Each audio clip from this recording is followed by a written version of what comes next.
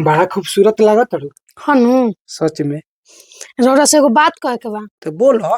रौरा पापा बने वाला बनी। बे हाँ सही में। हाँ यही से हम कहतन लाखों में गो बारू धनिया हमारे हो, धनिया हमारे हो, सारिया हमार हो बाकी ई जनवा तोहार हो।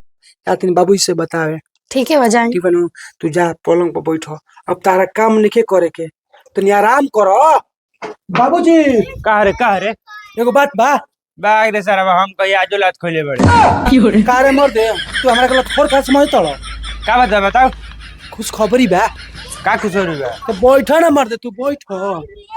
बाबूजी तार बेटा बाबूजी बने वाला बा।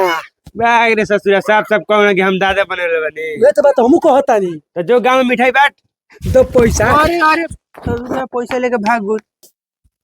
आहो तेरा काला माना कर रही नो। तू जाके घर में आराम करो। तू बार बार काम करे आज तड़ू। तू जाना तू हमार दोसर दे बा। तू काहे जावो तड़ू। जा तो जा आराम करो जा।